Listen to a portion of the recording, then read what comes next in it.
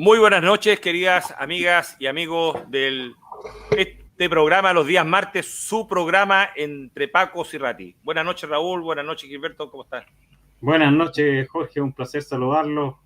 Gilberto, un placer a todos nuestros telepensantes que martes a martes nos acompañan. Hola, buenas noches Jorge, buenas noches Raúl. Un gusto estar nuevamente con usted y con la gente que nos ve todos los martes y esperemos tener una buena conversación. Perfecto. El día de hoy tenemos el programa denominado Delitos Invisibles en la Macrozona Sur, pero más allá de hablar de los delitos invisibles en la Macrozona Sur, también tenemos delitos invisibles años atrás. Aquellos que no se ven, sino que existiendo muchas veces no están en las noticias, no tienen difusión, o por qué no decirlo, son retirados de las noticias. Y también hoy día vamos a orientar a nuestros amigos del resultado de la sesión número 20 de hoy día 14 de septiembre de la Convención Constitucional. ¿Ya? Vamos a saludar a nuestros amigos que se conectaron temprano. Codecoder, Carmen Gloria, César Almonacid, Alejandro Baeza, Nelita, Alfa Omega, Ricardo Flores Masvial, Sergio 269, William Romo, Oelena, George, Rosana, Jorge Calderón, Isidora, Fernanda, Alejandra, Mundo Oferta, La Nona, Rusca Listo, ¿ah? Patricia Mella, Isaías Carrasco, Rolando Urbina, y así una gran cantidad, Néstor Pérez, Luis Angélica Álvarez Espinosa, y muchos amigos que están ingresando acá y por supuesto que están ametrallando el chat. Rodolfo Pérez. Bueno, para empezar el día de hoy, Margarita también, Juan Roja Caldame, Luis Ramírez, Nelsa Oyarzo. Para empezar, el día 9 de septiembre, en el sector de Malleco, sector sur de Malleco, una parcelera que iba a comprar fue secuestrada y después fue abusada sexualmente.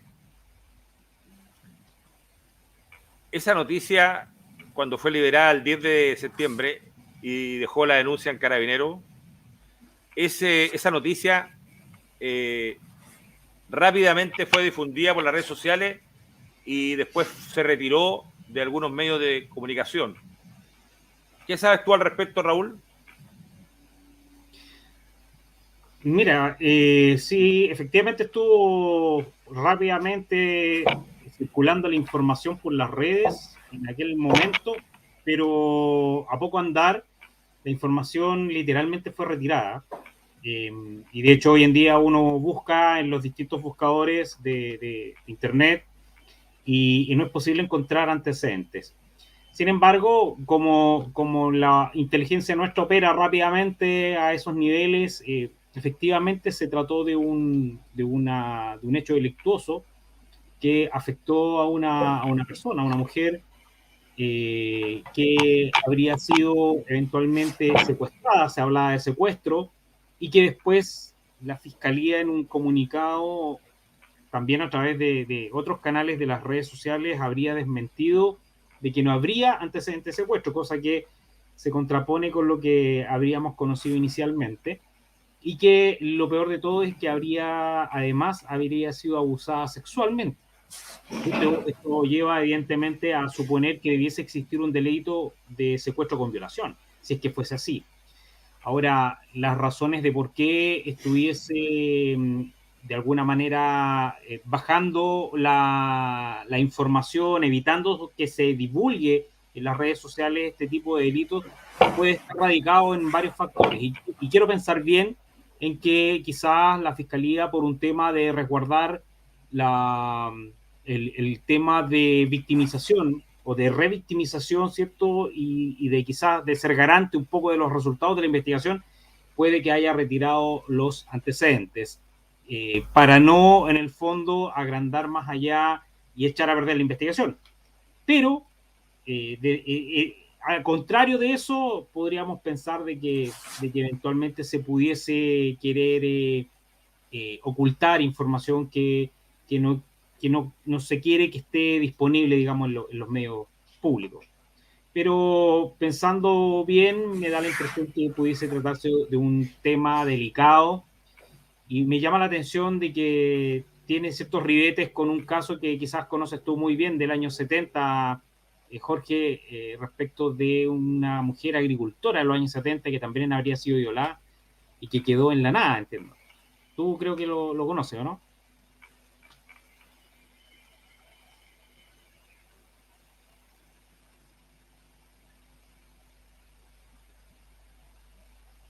Está muteado.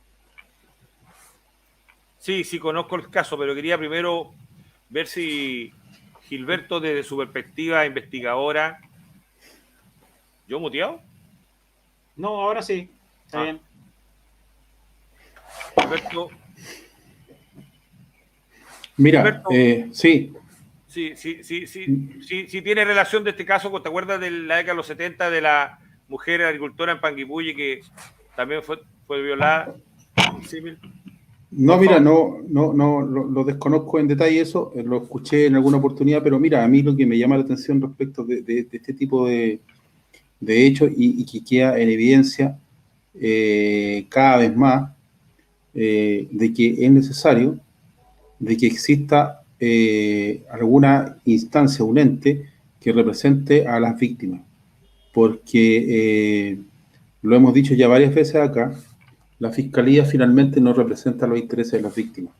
Y si la Fiscalía no quiere investigar, no va a investigar o investiga lo que quiere y varias veces hemos hablado también el tema de que dirige las investigaciones para, ¿no es cierto?, levantan una hipótesis del caso e investigan, ¿no es cierto?, aquellos aspectos que vienen a verificar la hipótesis de la Fiscalía, y si las personas víctimas de los delitos no tienen los recursos como para pagarse un abogado que la represente y ser parte, ¿no es cierto?, del proceso penal, la verdad es que hay muy pocas posibilidades de que los hechos como este, por ejemplo, lleguen, digamos, a un resultado positivo o que en el fondo los intereses de las víctimas sean debidamente representados ante el sistema judicial. Entonces, por eso a mí me parece que es fundamental de que luego, no sé si con este proceso constituyente, no creo, se va a poder, ¿no es cierto?, implementar una institución que representa los intereses de las víctimas y no ese chanchullo que se ha hablado muchas veces, que a contar de ahora se está sacando un proyecto de ley para obtener la representación de las víctimas, pero eso era como una idea muy así, muy al lote, digamos, porque no quedaba claro si era para todos los delitos, qué tipo de delito, en qué circunstancias. Nunca quedó claro, siempre se sabía que es como una idea que está circulando, pero nunca se ha visto, digamos, el sustento de cuál es la verdad, cuál es la idea general de esa presunta ley que se pretende hacer. Por eso me parece que es fundamental de que los intereses de las víctimas estén representados por una institución que no existe en la actualidad.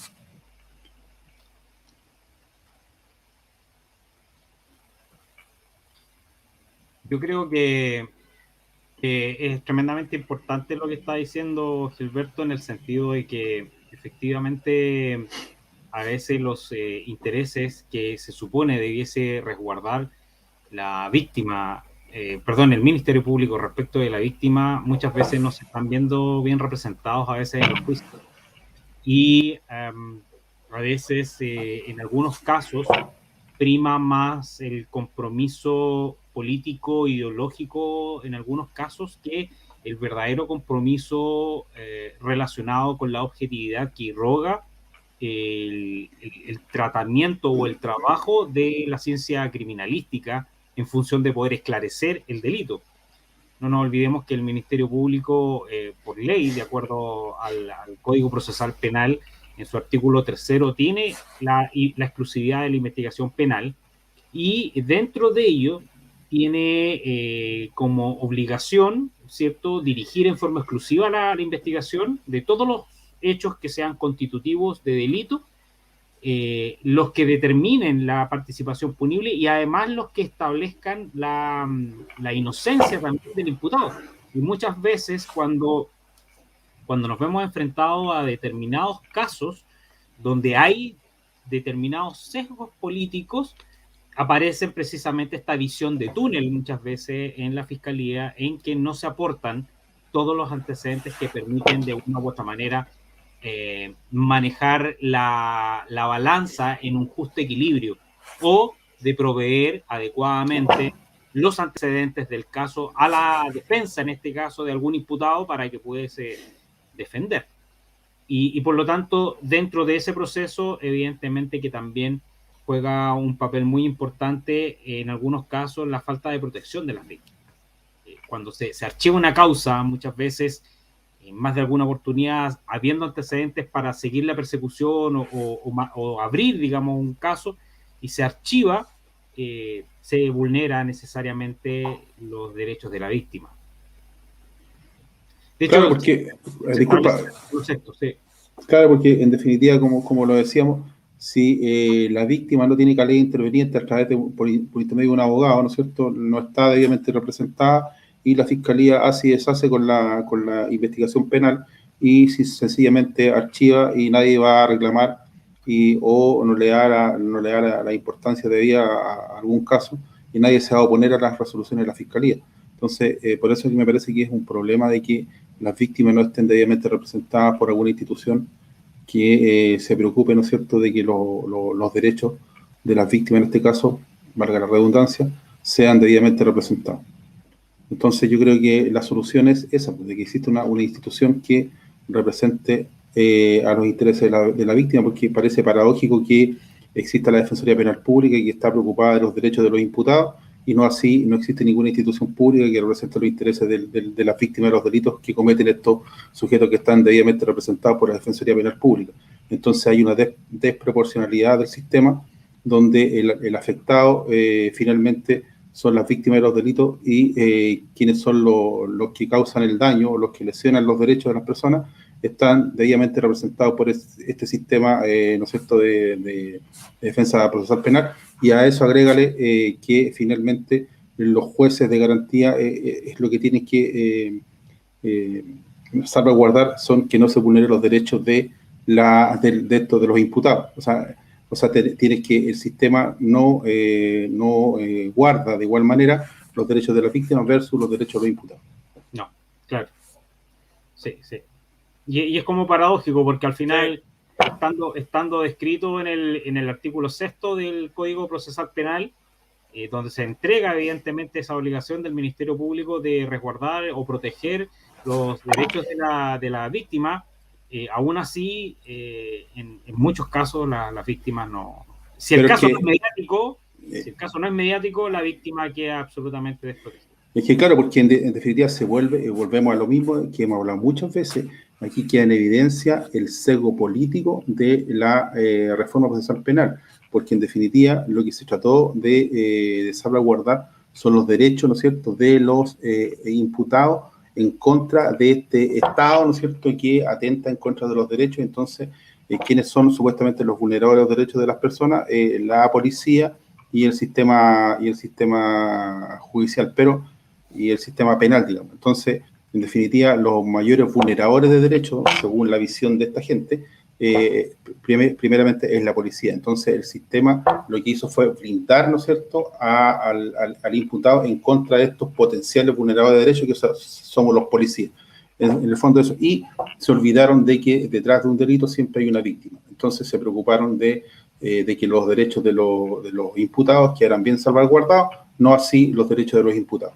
Entonces, eso me parece a mí que debe ser solucionado ahora ya. No se puede seguir o sea, no se puede seguir impartiendo justicia de esta manera, porque en definitiva no se imparte justicia en este país. Es el tema. El tema, en definitiva, ¿por qué es tan invisible? Y es tan invisible por determinado elemento. Porque, en definitiva, si ustedes consideran que un delito grave, como el que ocurrió antes con Antonieta Machel, y que tiene un parangón, porque, como dice muy bien Gilberto, ha primado el tema más político que procesal, más que jurídico. Porque, en definitiva, la carpeta, claro, es reservada, no quiere que se sepa la víctima, hay que protegerla, pero, en definitiva, ojalá ella tenga los antecedentes para aportar de quiénes fueron estos encapuchados, dónde fue a comprar, porque también atenta con la seguridad pública de todas las personas que transitan por las rutas rurales. Esto no se veía hace tiempo. Un delito de esta naturaleza por encapuchado. Y es más, el Ministerio Público dice no hay secuestro. Pero si yo estoy privando de la libertad ambulatoria a una persona para que no pueda transitar, claro, a lo mejor va a ser un rato si con fines honestos, pero si son encapuchados y la maniatan todo, es un secuestro. Secuestro con violación o secuestro con el abuso son 2 delitos, a lo menos. Claro. Entonces, ahí es donde tenemos que estar observando atentos, como decía Hunter, tenemos que estar atentos. Ese es el punto. Sí. Ese es el punto, que en definitiva siempre existe el sesgo desde el origen. Existió el sesgo cuando se implementó la reforma y en la actualidad, cuando algunos delitos no le convienen al sistema, ¿no es cierto?, o no le convienen al Ministerio Público, existe el sesgo y es lo que se trata de invisibilizar, y al final los perjudicados son las víctimas, son las personas de menores recursos que no tienen los medios como para proveerse de un abogado que les represente sus intereses.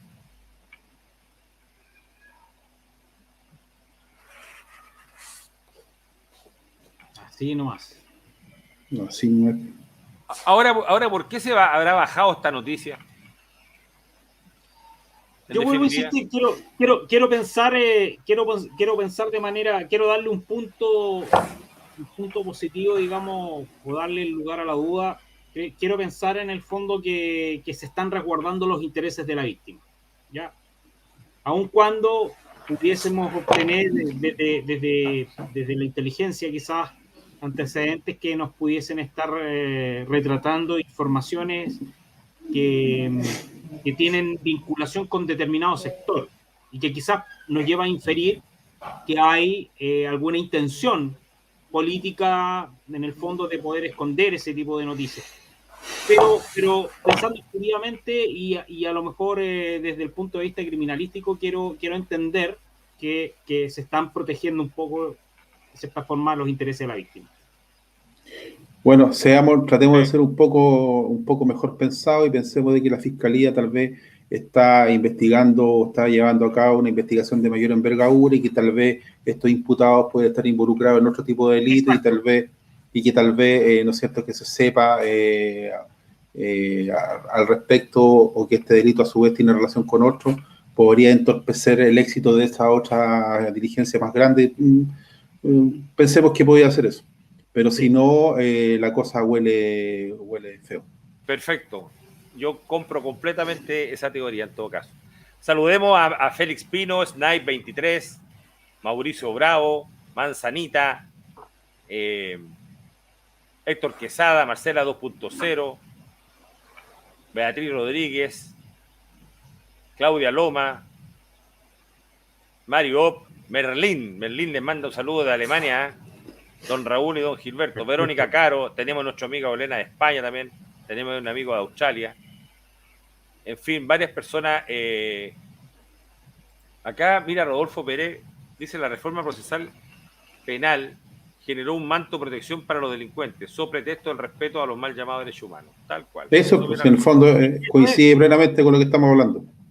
Sí, hay una exacerbación en el fondo, una exageración del concepto de derechos humanos al final. Claro, porque en definitiva, a ver, en definitiva, ¿qué es lo que hace qué es lo que hace la izquierda o los mal denominados progresistas? Todo lo vinculan o lo llevan hacia los derechos humanos. O sea, todo tiene que ver con los derechos humanos. O sea, al final, cualquier cosa se relaciona con el tema de derechos humanos, ¿cierto? Y son todos protectores y benefactores de los derechos humanos. Y al final, los únicos perjudicados son las personas que son víctimas de delitos porque bajo este pretexto de no vulnerar los derechos humanos de los imputados, ¿no es cierto? Al final los perjudicados son las personas víctimas de delitos. Entonces yo creo que efectivamente, como dice Raúl, hay una exacerbación del tema de derechos humanos. Yo creo que se hace uso y abuso del tema de derechos humanos cuando en realidad las cosas tienen que ser como tienen que ser y en definitiva el tipo que es delincuente y comete delito, no digo yo que haya que vulnerar los derechos humanos. El tipo tiene que responder ante la ley y no buscar pretextos para que zafe. En el fondo eso. Sí. A mí de repente me da un poco de risa cuando escucho a veces a ciertos abogados que son diplomados, magíster en derechos humanos, cuando al final derechos humanos o el concepto de derechos humanos o la interpretación de los derechos humanos, basta que conozcas al dedillo lo que dice la Declaración Universal de los Derechos Humanos para poder entender lo que es. Y que aún así, la Declaración Universal de los Derechos Humanos no necesariamente irroga que la violación de los derechos humanos sea solo por los estados. También lo pueden cometer las personas individuales que pueden, en definitiva, violar los derechos humanos de un otro. ¿Y por qué no se ha querido asumir esa postura? Porque eso implicaría que los derechos humanos tienen límite. Tienen límite, vale decir, yo puedo irrogar el respeto a mis derechos humanos mientras yo no transgreda los derechos humanos del otro. ¿Hasta cuándo me pueden respetar los derechos humanos? ¿Hasta cuándo el otro puede respetar mis derechos humanos? Hasta precisamente yo no transgreda los derechos humanos de esa persona. Entonces, claro, se lleva hacia un contexto donde los derechos humanos, en definitiva, los viola solo el Estado. Y ahí entramos, en definitiva, en una cuestión semántica, en una interpretación errónea, antojadiza, y que claramente tiene una postura o tiene una carga más bien ideológica. Ahora, mira, esto aplica para los países donde no está imperando ni el comunismo ni el socialismo, porque esta misma interpretación de los derechos humanos no aplica ni para Cuba, ni para Venezuela, ni para Nicaragua, ni para los países africanos donde se violan constantemente y todos los días en algunos países los derechos humanos a manos de grupos terroristas como Boko Haram. Entonces, y lo mismo que pasa en Afganistán con la reciente irrupción de los talibanes. Entonces, claro, los derechos humanos aplican solamente para una parte, o hay algunos que son, en el caso de Naciones Unidas, solamente toman postura sobre el respeto a los derechos humanos en aquellos países donde, curiosamente, no son del lado político de donde proviene, en definitiva, la interpretación o la mala interpretación de los derechos humanos. Sí, mira, nos preguntan mucho si nos podemos explicar el caso de Antonella Mann. A grandes rasgos, Antonella era una mujer agricultora, tenía un campo ahí en el sector cerca de Panguipulli, específicamente entre Panguipulli y Chocuenco, por esa zona. Y en la década de los 70 era la zona que dominaba el famoso comandante Pepe, este comandante de la guerrilla, donde atacaban y asolaban las zonas agrícolas y madereras. Y en la casa de ella, atacada por varios de estos encapuchados o guerrilleros de la época, la abusan de ella, la violan, y posteriormente ella, ante tal humillación, se suicidó. Y el gobierno de turno de la época del señor Allende no hizo prácticamente nada. Entonces, esta es una mala práctica, esto es una mala situación, pero tal vez desde la perspectiva criminológica también es un mal síntoma si esto queda sin ser investigado y juzgado como corresponde, porque podría repetirse con otras personas que están en el ámbito rural, y además un amedrentamiento. La violación de una mujer no solamente la afectación a ella, sino que es un amedrentamiento para los hombres, para quienes tienen señoras, hijas, y afecta a toda la sociedad en general. ¿Para qué estamos con cuestiones? Entonces, no es que uno pretenda hacer un símil, conforme a lo que estábamos hablando con Raúl y Gilberto, pero sí hay una línea muy delgada entre lo que se puede aceptar y no. Y esto es uno de esos hechos que son gravísimos y no se pueden aceptar. Y de ahí que molesta. Yo soy de la idea que se proteja la identidad de la víctima, estamos claros, pero el hecho debe ser denunciado públicamente. Y Sí. aquí donde están los canales de televisión y la agrupación de mujeres y el Sename, el Sename y todo el tema. Y aquí es donde lo echamos de menos. Y los derechos humanos. Entonces, Bueno, pero aquí tenemos... Perdón, Raúl, para darte el pase a ti. Sin embargo, cuando una persona, un hombre que estudiaba medicina, que tenía problemas, dijo que fue violado en un cuartel policial, fue noticia internacional. Sí, sí me acuerdo. Entonces, ya, adelante Raúl, por favor. Sí, y la verdad es que haciendo esa comparación, ¿cierto? Que también es posible hacerla con este caso que estamos viviendo, esta comparación con esta trágica violación y muerte que ocurrió en el campo chileno. No hay que dejar de mencionar una cosa, y es que el movimiento de izquierda revolucionaria, el MIR, de aquella época, inspirado básicamente en lo que era la revolución cubana, promovió la vida armada en el campo chileno a través del movimiento campesino revolucionario. Y en aquel entonces tuvieron como base de sus operaciones en la región de la Araucanía, donde a partir de ciertas consignas como tierra o muerte y otras más, ocuparon varios predios que, con los cuales obviamente perseguían expropiar toda la propiedad agraria sin ningún tipo de indemnización. El líder en aquel entonces de ese grupo de expropiadores era Miguel Enríquez, que estuvo obviamente liderando esta lucha que ellos llamaban la revolución por la vía de las armas del movimiento de izquierda revolucionaria en el gobierno de Allende, y que, dicho sea de paso, es a quienes se culpa finalmente por la aceleración de la caída de Allende. Más allá de que culpan a la derecha, de que culpan a Estados Unidos, la injerencia, etcétera, etcétera, ellos mismos también culpan al movimiento de izquierda revolucionaria, que de cierta manera ellos querían ver sangre, ellos querían en el fondo hacer una revolución al estilo como lo hizo Fidel Castro en Chile, como lo hizo Fidel Castro en Cuba, perdón, pero la querían hacer obviamente en Chile por la vía de las armas. Y es ahí donde se genera el quiebre entre el MIR, ¿cierto? Y Salvador Allende, y que al final termina con el desenlace que todos ya conocemos respecto a la historia de Chile. Oye, Raúl, lo que pasa es que Fidel Castro también la quiso hacer en Chile, bo. Sí, por eso se enojó con el presidente Allende, porque él dijo que era muy blando, que claro, no era duro, que tenía que llegar a una revolución con sangre, como tipo Sierra Maestra. Entonces, es que por eso no que se unieron. Sí, por eso que se peleó el MIR con el claro, Partido Socialista Allendista. En el fondo se pelean por eso, porque en el fondo los otros querían ir a básicamente una guerra. Por algo se estaba promoviendo la formación, las escuelas de guerrilla, entre los cuales todavía quedan algunos sobrevivientes de esa escuela de guerrilla y que andan polulando por ahí en algunos partidos. Y evidentemente la formación de milicias armadas para enfrentarse en el fondo con el ejército regular. Ahora, claro, esa es la historia que no te cuentan. No, claro. Es la historia sesgada que cuentan obviamente en los medios y que esta parte no la cuentan evidentemente en los medios.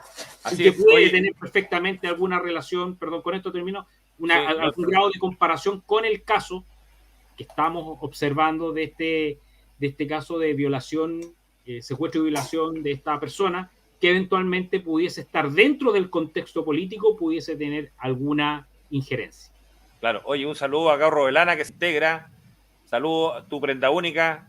Demián, que dice las tierras de Antonella fueron tomadas en noviembre del 70 por el comandante Pepe y sus secuaces, como dijimos, la secuestran y la violan y después se suicidan. Alejandro Baeza, como siempre, NP 2021, Juan Alvear, Nico Abás, Infoguerra Santiago, un saludo a Infoguerra, Juan Carlos Palma, también un gran saludo a él, Sergio 269, Rodrigo Darío Gatica Larena, mucho gusto, Héctor Quesada, de nada Héctor, nosotros eso es lo que queremos siempre, explicar en la medida de lo posible y todo el tema de lo que nosotros sabemos y conocemos con el máximo antecedente. Bueno, María Angélica Cifuentes Barría, Luis Alberto Cisterna Fusalía, Jorge Rivera Salina, Alejandro Fuente, por fin llegó don Alejandro Fuente, lo echábamos de menos, Criso, Vinca Álvarez, ¿cómo está doña Vinca? Dice, los derechos humanos son el caballito de batalla de la izquierda, desviando la atención de lo que realmente quiere hacer, instalar el comunismo y llevarnos al debate, al debacle. Félix Pino, Leonor Carvajal, y en fin, varios amigos más. Miriam Arenas, y hay una que vi que no le entendí muy bien el nombre, a lo mejor usted, Walter Cisterna, sí, Leonor Carvajal, Patricia SM, George, algo como Antonieta, pero no era Antonieta. Bueno, ahí lo vamos a ver. Gilberto, ¿le parece si cambiamos de tema, no?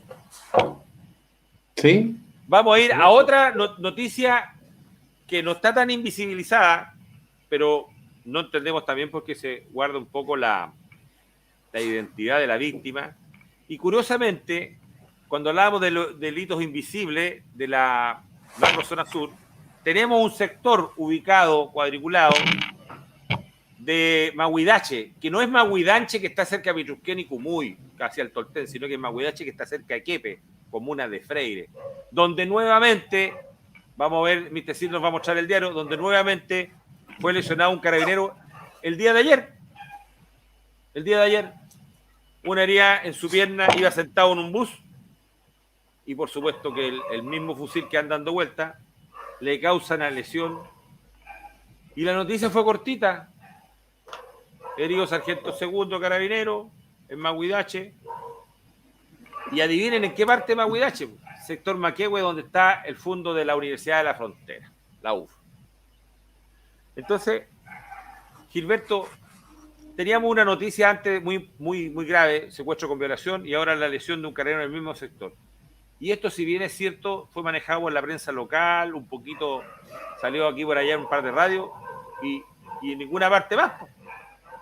En presencia, no estaremos en presencia de, ayer como hablaban de una guerrilla digital, y yo le decía a Raúl y a Arturo Arandón anoche, que le echamos de menos, entre paréntesis, no será una contraguerrilla digital, pero no habrá una suerte de guerrilla periodística o de contrainformación o de desinformación periodística. ¿Qué piensas tú, Gilberto? Es que yo creo que hay de todo un poco. O sea, creo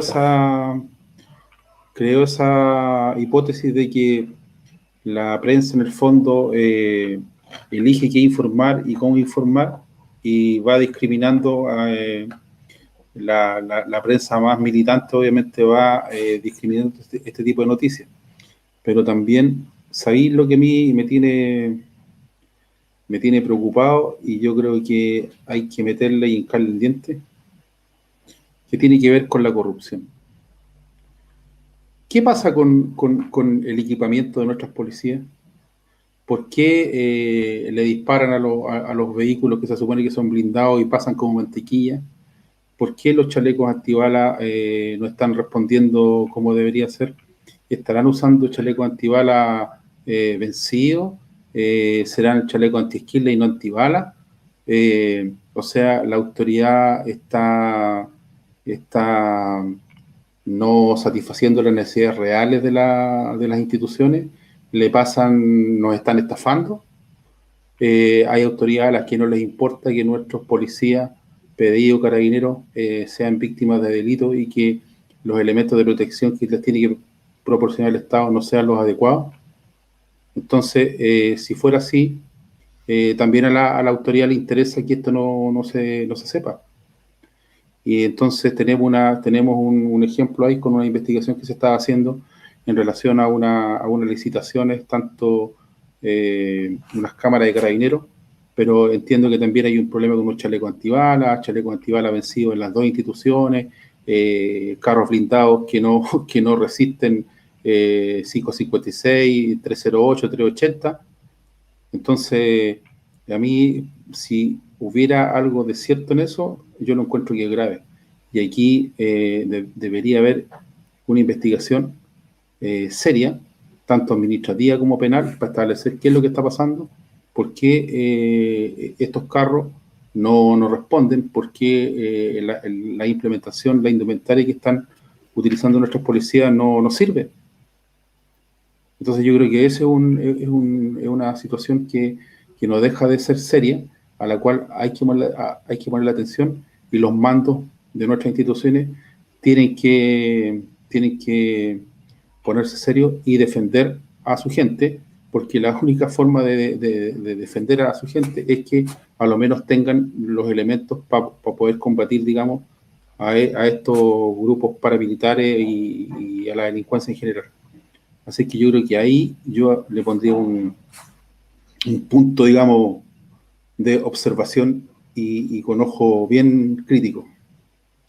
Yo concuerdo plenamente con eso porque creo que desde que se incrementaron los distintos ataques en la zona de la Araucanía, y donde además comenzaron a fallecer funcionarios tanto de Carabineros, y en el caso de la PDI igual, que tuvimos la desafortuna de perder a un miembro entrando a Temucuicui. Evidentemente que el blindaje de los chalecos antibalas ya no es de 9 milímetros al que estamos acostumbrados, sino que esa zona requiere chalecos de un nivel a lo menos 4 o 5. Entiendo que el nivel 5 creo que es el otro, o el 4, no estoy seguro. Pero, Raúl, pero que alguien me explique a mí, porque no lo entiendo. ¿Por qué, por ejemplo, en las últimas licitaciones para comprar materiales para las policías ha intervenido la Subsecretaría de Prevención del Delito? ¿Por qué? Yo te explico. ¿Cuál es el negocio que hay ahí? Yo te explico. Espérate, antes de eso. Buena la pregunta. Dale. Antes de eso, para decirle a la gente que la verdad que no nos interesa si lo habló o no lo habló este tema el Pablo Fontirroy. Por mí, Pablo Fontirroy está vetado. Y todos sabemos por qué. Es un insolente, un maleducado, un roto, ordinario. Y la verdad que mencionarlo acá en nuestro canal, mejor absténganse de mencionar a Pablo Fontirroy, porque para nosotros no es ningún personaje. Gracias, Jorge. No, tienes todo tu derecho. En todo caso, perdón, no alcancé a leer lo que había. ¿Alguna persona hizo algún comentario? No, lo que pasa es que las personas están haciendo mención a que esto que estamos hablando ya lo habló Pablo Fontirroy. Y la verdad que me da lo mismo si lo habló o no lo habló. A mí me consta que Pablo Fontirroy le falta mucha información a veces. A veces habla desde la ignorancia, o mal informado a veces. No siempre, pero habla mal informado. Ya, gracias por el dato, Raúl. Ya, yo le voy a contestar la pregunta a Gilberto y aclararle unas cosas a nuestro público.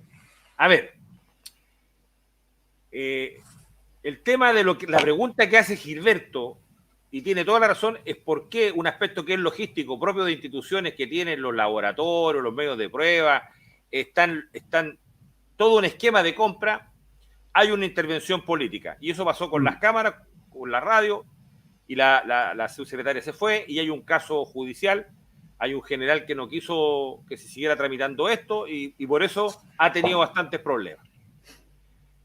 No, espérate, y parece que también en la compra de vehículos últimamente y de estos carros blindados. Ya, ahora, los carros blindados, ¿dónde está el problema? Al menos de la PEI, donde aparentemente está metido el señor Guevara, el ex intendente metropolitano.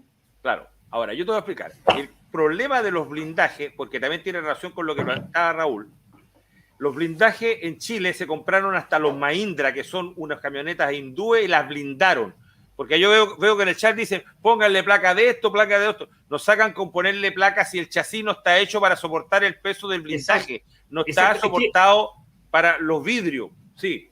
Ese es el elemento técnico. Claro. Ese es el elemento técnico que a veces la gente desconoce y escuchan a chantas como Pablo Fontirroy, que habla y dispara sin tener el elemento técnico. Entonces... Mira, yo le voy a cometer una defensa. A mí me llamó una empresa húngara contratándome con un abogado chileno para hacer un peritaje a los chalecos antibalas que eran, ustedes supieron que habían 700 chalecos antibalas guardados en un almacén de logística de la PDI. ¿Se acuerdan o no? Unos años atrás. ¿Supieron eso? Yo vi las bases de licitación y efectivamente el problema es que el chaleco era nivel 3, no 3A. Entonces tiene más o menos 22 capas. Entonces le agregaban Kevlar 129, Spectra y Tuarón, que son las fibras de aramid, que son hechas por la empresa DuPont del año 72, cuando se inventa el Kevlar, que se usa para los neumáticos, que detiene la energía del proyectil balístico y tiene que tener también una indentación traumática. ¿Para qué? Para que no le cause una lesión. Porque, por ejemplo, a mí me disparan, tengo un chaleco antibalo que perdió sus propiedades balísticas, que duran 5 años. 5 años dura el chaleco antibalas en la vida útil. ¿Y cuál es el problema? Los chalecos antibalas de todas las instituciones están más de 10 años, más de 15 años, ¿o no? Así que aunque tengan el nivel que tengan, pasa el proyectil de un lado a otro. Y el problema cuando no pasa, de hecho la PDI tenía el FAMAE que usaba una placa acá adelante, ¿se acuerdan o no? Sí, sí me acuerdo. Que era una placa antitrauma. ¿Por qué? Porque si el proyectil no pasa y me lesiona, si me pega fuerte me puede romper el esternón, ergo me puedo morir igual. Sí. No por el proyectil balístico, sino por la lesión. Y eso mucha gente no lo sabe. Por eso que nosotros le estamos contando las cosas como son. Yo podría ir abajo, mostrarle los chalecos antibalas y los packs, y les puedo mostrar hasta video para que ustedes vean de verdad y no sacados de YouTube, hecho por nosotros mismos. Nosotros incluso me tocó hacer a mí el tallaje, porque ¿para qué estamos cuestiones? Los chalecos antibalas se entregaban por talle, por medida, a medida que iban pasando. Pero nadie preguntaba si era S, si era small, large o XL. Y para las mujeres no se hacían los chalecos antibalas con copa, por lo tanto no servía para poner los pechos, andaban apretados o no. Tampoco el chaleco para la mujer que estaba embarazada. Bueno, en definitiva, en el tema de chaleco antibalas estamos al debe, en el tema de los blindados estamos al debe, en el tema de montones de equipamiento, que a eso nos llevó Gilberto, donde ahí está la nebulosa. ¿Por qué no se compra lo mejor, lo más óptimo, lo que sirve? ¿Por qué tiene que pasar un proyectil? Bueno, algunos dicen que este bus no era blindado. El bus probablemente no haya sido blindado. Efectivamente, por lo tanto va a pasar de lado a lado. Pero si se va a operar en una zona, tiene que operarse con un blindaje. Los Pájar, por ejemplo, que se usan en Francia y se usaron en Afganistán, que hay acá, no dan abasto. Y no dan abasto también porque aquí los conductores en caliente se van cambiando los vehículos. Y hay unos más pata de fierro que otros, no saben mecánica, no saben de mecánica. Hay que tener una capacitación especial. Los MOWAS refaccionados también tienen sus problemas. En definitiva, los vehículos, si yo lo quería, ¿sabes lo que haría? Yo le compraría todo a FAMAE. FAMAE hace el ejército, o sea, no el ejército. FAMAE, Fábrica de Maestranzas del Ejército, que tiene una razón social diferente, así como hace la SAF, la MINISAF, no, pero todos calientes a comprar UCI, a comprar cuestiones afuera. FAMAE hace buen armamento, FAMAE hace buen equipamiento. Los chalecos antibalas de FAMAE son súper buenos y encima llevan una protección. ¿Y por qué hay una protección importante?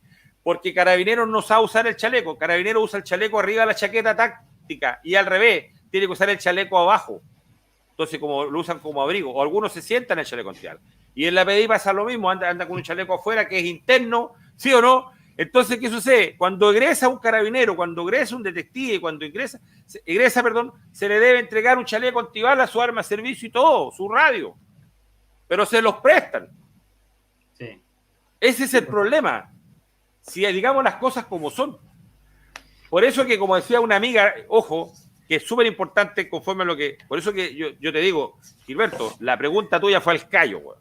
No sé si te satisface mi respuesta general, porque más detalle me lo sé, pero dejamos la Tercera Guerra Mundial acá en Chile. Entonces, el nivel de protección para las personas que operan en la zona rural tiene que ser de nivel 4, con cuello, porque al sargento no lo pegaron acá, a Morales también le pegaron acá. Acá, justamente. En el cuello, en la tabla, porque igual que cuando uno va a cazar un ciervo, le pega en la tabla, viene un sangramiento fuerte. El que sabe disparar y pegar, va a pegar en esa zona, no en la zona protegida. Entonces, hay mucha ignorancia y la ignorancia es atrevida. Y por eso que nosotros, está bien lo que dijo Raúl, nosotros acá en este canal, en este programa, nosotros decimos la cosa como es. O como que nosotros la vemos y creemos que hay los antecedentes que tenemos, no nos andamos pegando carriles. Entonces, en el tema del equipamiento del chaleco antibala, no pueden ser menos de nivel 4, incluso con protección pélvica, si se va a allanar, protección de brazo y todo. de la zona axilar, porque los proyectiles entran por la zona axilar, ¿o no? La mala cueva policial. Exactamente, la mala cueva. Oye, y para terminar en este punto, hay una persona que me dice, Jorge, lo que pasa es que es la famosa agenda setting, y la agenda setting es un manejo que tienen los medios de comunicación. Si una noticia, así como es viral, se les cae el teatro del enfrentamiento contra la policía abusivos y pasan a ser ellos los abusivos. Por lo tanto, eso es una complicidad entre periodistas y los medios que bajan la agenda. Y esta agenda se centra en los estudios que están establecidos previamente por los medios de comunicación e influye en la agenda del público, si esa es la idea. Por lo tanto, lo que nosotros estamos hoy día discutiendo, en definitiva, es qué es lo que está pasando, por qué nadie le pone control. Antes, por lo menos, todos criticaban al gobierno Pinochet, pero tenía dinacos, po. La Dirección de Comunicaciones del Estado, ¿se acuerdan que coordinaba con los canales y todo el tema, a favor o en contra, da lo mismo?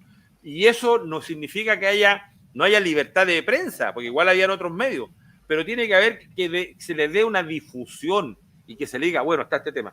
Por eso que a veces a la radio Vivo Vivo, y no le estoy haciendo propaganda a ellos, les va mejor que a la radio de la Archi, porque la Vivo dice la Vivo Vivo se tira nomás, se tira con la noticia, y noticia en desarrollo, estamos acá en el terreno, estamos verificando. Pero parece que esta misma vez como que no pasó nada. Entonces, esa es la gravedad del tema. Sí. Oye, si aquí en definitiva hay un tema con la agenda y el discurso. Y están íntimamente relacionados. El que maneja la agenda instala el discurso o viceversa. Sí, correcto. Y entonces aquí, volviendo para allá para darle un corte a esta cuestión, no sé si podríamos seguir tratando de... Aquí lo que hay que tratar de determinar es si aquí hay un negociado en esta cuestión, si alguien se está beneficiando de este nicho de negocio. O sea, aquí, ¿por qué como digo, si hay un negociado, derechamente está involucrado el gobierno a través de la Subsecretaría de Prevención del Delito? ¿Por qué? Y con los gobiernos regionales, ¿por qué están haciendo las compras que son que debieran ser las instituciones, están ellos operando en las compras? Entonces, es raro. No puede no ser raro. Oye, pero mira, bueno, yo no sé si Raúl tiene otro antecedente, pero yo digo, si tú vas a hacer las compras se hacen incluso con plata prestada, porque vienen del SIC que se manejan ahí, de equipamiento para una zona especial, incluso se compran o se deberían comprar sin impuesto, porque entran por pertrechos militares. Esa es la normativa, que así debiera ser. Debería estatuirse que hay equipamiento que es personal. El casco antibalístico. Fíjate que en los cascos antibalísticos también ha pasado de todo. Hay un casco chileno muy bueno que es del nivel 3A+, porque el 3A+ te aguanta hasta un 357 Magnum. Ahora, claro, un tiro dotado de fuerza de aceleración de una munición especial, por ejemplo, un Black Dallon o un Hydroshock, evidentemente que te va a provocar una lesión mayor. Pero de una u otra manera es un nivel de protección. Incluso hasta los cascos, esos doble que usaba Carabinero, fibra y acero, eran bastante buenos. Eran pesados, sí, pero eran bastante buenos, eran poco dúctiles. Muchos eran de la Segunda Guerra Mundial y de Vietnam, pero tenían cierta posibilidad, incluso ese proyectil se iba entre la fibra y el acero, entraba el chi y salía. Pero de una u otra manera, el equipamiento personal debe estar estatuido, debe ser parte del equipamiento de cada persona, de cada funcionario, de cada carabinero, de cada detective. No se debe andar prestando. Y en el caso de los vehículos, porque usted también les pasó a la vehículo que se le echó a perder en pleno allanamiento de la Temuco y un blindado. ¿Ah? Sí. O sea, que si tú me decís de que esos dos vehículos tácticos que tiene la PDI fueron los dos únicos que hizo esa empresa, donde aparentemente parece que los planos se los pelotearon a otra. Era pues, rara, po. Oye, qué buena, qué buena. Ustedes saben de que algo sé yo de blindaje, algo. Y me tocaba periciar y todo el tema. Yo fui una de las personas que más sufrió cuando blindaron las Mahindra. Y las vi en acción, era terrible. Entonces, efectivamente ahí había un tema logístico. Tengo un compañero que ustedes lo conocen, que es Juan Muñoz, que también sufrió cuando fue el tema de las balizas, blanco con verde, se compraron a Federal en circunstancias que esa una encina era más barata, y todo un tema, y como alguien puso por ahí, bueno, empiezan los regalitos, todo el tema. Fíjate que con todo el tema, con transparencia, con dirección de compras, yo tengo entendido que hay un alto oficial, incluso desgraciadamente en Carabinero, que hasta reprobó el curso de compra y estaba a cargo de adquisición, imagínate. Lo reprobó. Y hay otros que lo probaron, pero bueno, no eran regalones, no eran abonados. Entonces, no se aleja mucho de la realidad lo que dice Gilberto. En la feria de ahí que se hacía en Casa de Piedra, se trajo, me consta, equipamiento. Había un blindado que se armaba y se hacía en México, pero la firma era canadiense. TSM, buenísimo. Ustedes tenían un subdirector administrativo con el cual yo hablé, yo lo conocí en Colombia, le expliqué la modalidad que tenía, este es el vehículo que se necesita. Y no es caro, y le caben 12 personas sentadas aquí y allá, y tiene cámaras térmicas, tiene esto, tiene esto. Nadie lo compró. El representante, o sea, no el representante, la persona que lo trajo a Chile, que trajo todo, no lo pescaron. Y era un vehículo que era más barato, más rápido, y estaba aprobado en México contra los carteles. Sí, la mejor propaganda era cuando nos mostraba el vehículo blindado baleado entero y los policías hecho vivos. Esa era la mejor propaganda. No, el tipo no necesitaba hacer más propaganda. Esto demuestra que está usado, claro, ya perdió su vida útil, no sirve. Entonces, ese es un tema muy pendiente, muy complejo, nadie lo quiere asumir, nadie le quiere poner el cabello al gato. Pero hay mucha gente, y eso pasa porque hay mucha gente que está hablando sin conocimiento. Sí, o sea, sí, es verdad. Yo le he disparado blindado, cuando nosotros blindamos los Toyota IAS, rompí un Toyota IAS. Y la peor complicación que teníamos era que toda la parte de delante iba blindada, se le pusieron los dispositivos, tal como decía alguien ahí, se le caía la trompa al vehículo, al Toyota IAS, y atrás el calabozo del detenido iba sin blindaje, por lo tanto un proyectil balístico iba a matar al detenido. Mejor. Entonces claro, es medio forro, po. Entonces, ese es el tema. Ahora, con el tema de los chalecos antibalas, ustedes, yo no quise hacer el chaleco antibalas para no tener problema con algunos conocidos que tenía, porque cuando yo lo analicé, en realidad, la cosa estaba rara. Entre las bases técnicas, las bases administrativas, los postulantes, y además que ahí reclamó un proveedor, y un proveedor más o menos famoso en Chile, que anda metido en todos lados, las ganaba casi todas. Entonces, la pregunta de Gilberto, ahora a lo mejor Gilberto tiene más información, pero la pregunta de Gilberto es totalmente al callo. Mira, yo me recuerdo que el mejor chaleco antibala que me tocó vestir en algún momento... Los Basali. No, fue aquel que me entregó el Estado Mayor cuando estuve desplegado en Haití, en Puerto Príncipe. Me entregaron un chaleco antibala con el que estuve un año y medio. Un chaleco antibala que traía placas de cerámica. Y era un chaleco que era tremendamente pesado, de haber pesado fácilmente 10 kilos, 7 kilos, 10 kilos, una cosa así, el chaleco. Pero ese chaleco claramente aguantaba un 356, un 762 incluso, porque eran chalecos de guerra. Claro, si tú tienes que usar esos chalecos, porque estás en una zona. Oye, fíjate que antes que se me olvide, Raúl, bueno, ustedes conocen al coronel Juan Muñoz Cortés, sí, compañero mío, que lo hemos tenido en el programa, nos acompañó hace una semana atrás. Juan, cuando era jefe del TIC, del Departamento de Tecnología y Informática de las Comunicaciones, entre otras cosas, propuso en esos años usar los RPAS, los drones, especialmente en esta fecha, para el 18 de septiembre. Llegó con su dron y toda la cuestión, lo llevó a la inauguración de la fonda y un general de logística le dijo, usted está loco, ¿para qué queremos drones? No, es que el dron va a volar aquí y allá. No, vente mamá. Uno de los mismos que lo había atacado con el tema de las balizas, uno de los mismos que compró los Mahindra blindados. Y Juan tuvo que agarrar su dron, irse, y resulta que ahora hay una unidad de drones con pilotos de drones. Entonces, eso es lo que muestra. Es lo mismo que pasó a mí el año 94 cuando propuse el AFIS, o SAID, el sistema de huellas dactilares, y el IBIS, el sistema balístico, el año 1994. Y se implementan ahora como la gran panacea, y todos andan hablando, y uno ve lo de prevención del delito que hablan que descubrieron la pólvora. Y Robert Bacon no existió. No existió el monje negro, ese no tiene nada que ver con la pólvora ni los chinos, la inventaron ahora en Chile.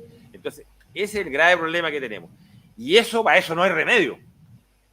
Por eso que es bueno que también toquemos este tema, porque tiene una suerte de relación. Sí, parece que le hemos dado...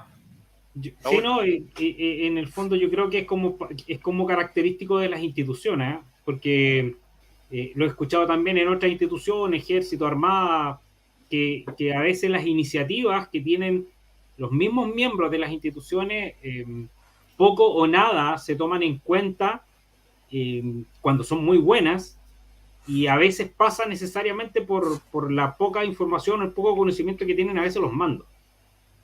Y evidentemente que se coarta de cierta forma la iniciativa, y después esa misma iniciativa aparece 5, 6, 7 años después. El mejor ejemplo que tengo personal es que en el año 2004 yo escribí un pequeño artículo en la revista Detective, uno de varios que escribí sobre lo que era el análisis criminal y comunidad. El análisis criminal y comunidad, de cómo la policía de investigaciones debía desarrollar el análisis criminal a partir de sus unidades territoriales, etcétera, etcétera. Desde ese minuto, muy pocos hablaban del análisis criminal. Bueno, 10 años después, se creó el Centro Nacional de Análisis Criminal. Entonces, te das cuenta que a veces las instituciones funcionan quizás un poco más desfasadas en términos de no aprovechar adecuadamente quizás el capital humano que tienen, o ese conocimiento, ese intangible que tienen las instituciones, y que también, y que dicho sea de paso, las organizaciones privadas, las empresas, hoy en día cautelan muy bien, sobre todo cuando al interior de las organizaciones se va produciendo conocimiento, porque la gestión del conocimiento es la que te permite blindar a una organización. Claro. Es parte de los activos, de los intangibles que tiene una empresa. Pero, te digo, es transversal, porque lo he visto también en otras instituciones. Así es. Oye, pero es que yo creo que todo esto pasa por ya lo dijimos antes, todo esto pasa porque tal vez no había un correlato con el CBA. El cómo vamos ahí. Claro, entonces en el momento de que surge la idea no había una persona que te respondiera al CBA, pues entonces ese es el gran problema. Por eso que yo insisto, si detrás de la adquisición de material tan importante, del cual depende la vida de los funcionarios, hay involucrada corrupción, esta cuestión debería ser sancionada drásticamente y se le deberían aplicar las penas altísimas. O sea, a mí no me cabe duda de que si está metido el gobierno, llámese del color que sea, o sea, si hay políticos, ¿no es cierto?, interviniendo en las compras de las policías, donde de esas compras, de esos implementos que va a utilizar la policía, depende de la vida de los funcionarios, y hay funcionarios heridos o muertos, esta gente debería ser sancionada drásticamente con penas altísimas. O sea, no debería ocurrir en nuestro país que pase esto. O sea, esto no debe ser, pero es tal el grado de corrupción, de ser cierto esto, que a esta gente le importa nada. O sea, la vida de un policía no vale nada. Para ellos les interesa más ganar plata a costa de hacer negocios truchos, pero la vida de un policía les da lo mismo. Entonces, eso tiene que ser investigado. Por eso que el delito que si tuviese la oportunidad Chile de tener hasta instaurada la pena capital, el delito de pena capital en Chile debiera partir por la corrupción. Porque es la corrupción la que termina finalmente mermando, socavando las bases de la institucionalidad en una república. Claro, porque si tú tienes corrupción en un hecho como este, en la compra de material rodante, material de protección para las policías que están enfrentando el delito, y que producto de que le estás entregando elementos de baja calidad, y producto de eso, o de la mala calidad de estas cuestiones, un funcionario resulta herido o muerto, eso debe ser sancionado drásticamente. Totalmente de acuerdo. Oye, está bueno el tema, pero vamos a pasar para un tema cortito y después nos vamos a ir al tema de fondo. ¿Qué opinan ustedes de que la Escuela de Investigación, la PDI, que va a desfilar nuevamente en la parada militar, ahora tenga banda de guerra instrumental? Mira, a mí en lo particular, yo hoy día lo conversaba con un amigo, me produce sentimientos encontrados, ¿eh? Porque, dicho sea de paso, cuando yo ingresé a la PDI, por allá por el año 93, la PDI contaba con un sistema de régimen interno bastante más estricto de lo que hay hoy en día, más de cierta forma militarizado si se quiere, y contaba con una banda de guerra. Y desfilaba la PDI en aquel entonces, si bien es cierto, no es la parada, pero mantenía marchas y desfiles internos.